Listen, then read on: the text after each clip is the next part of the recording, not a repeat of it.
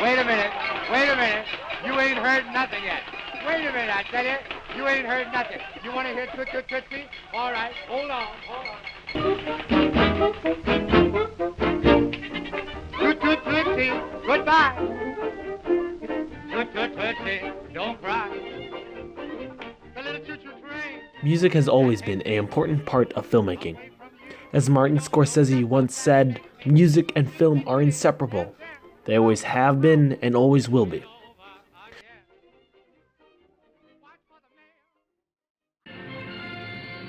In the early days of sound films, whenever the director needed an intense scene, the music is intense. Whenever there's a happy scene, the music sounds happy. Also, the composer uses themes and leitmotifs. They hold together the score without the audience even noticing that their ears are recognizing the repeated patterns in the music. This same and formulaic way was the process in which films were scored until America goes to war. Men of the Army, Navy, and Marines reinforce the battlefront. World War II was a drastic culture change. A stable economy in the United States led for more entertainment, sexuality being more open, as well as the glamorization of being the bad boy, which paved the way for spaghetti westerns. The good. The bad. The ugly. The music was broad, long, drawn out like the scenery. It had to be big to fill all the empty space the movies were showing, so the composers wrote for full orchestras. This music was used to intensify gun battles and horse chases, and to help paint the image of the scenery in 360 degrees around the audience.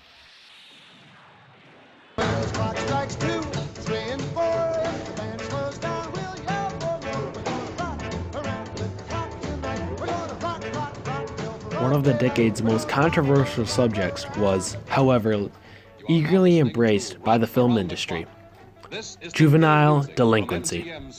The picture already has the movie and book world gasping.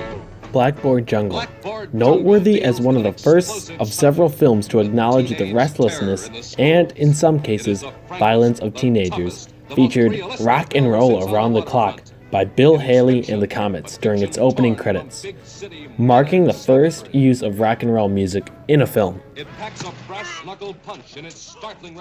Rock music became emblematic of adults not understanding young people and having little patience with them, while teenagers during the 1930s and 40s appeared as characters in comedies and family dramas. They did not appeared as problems until the 1950s, refusing to listen to their parents and teachers, joining youth gangs, getting into all kinds of trouble, looking for kicks, driving fast cars, and riding motorcycles. Low-budget films such as Drag Strip Girl were among the first to recognize this emerging youth market.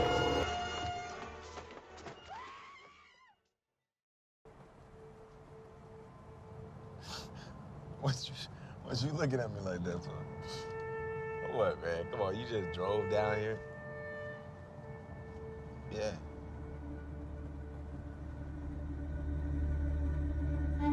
Flash forward to 2016, where Nicholas Britell, the composer for the Best Picture-winning film Moonlight, speaks on the process of creating music.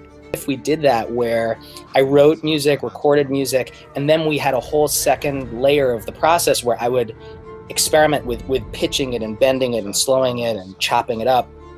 And we were both immediately into that. Barry was totally excited about this. So what happened was, over the course of the film, the music does come back, and for example, there's Little's theme. In chapter 2, there's a piece called Chiron's theme, which is actually Little's theme but lower and modulated down a little bit. The sonic character is a little different. But then, as things continue evolving, for example, you have the schoolyard fight, where that's Chiron's theme, but slowed way down, so it's basically 3 octaves down and then layered on top of itself. Who is you, man? Music in film has continued to use leitmotifs as well as themes to represent change in location and characters, and has changed from the 1920s to today by its variety and what can be done with the sound because of culture shifts as well as new emerging technologies such as computers.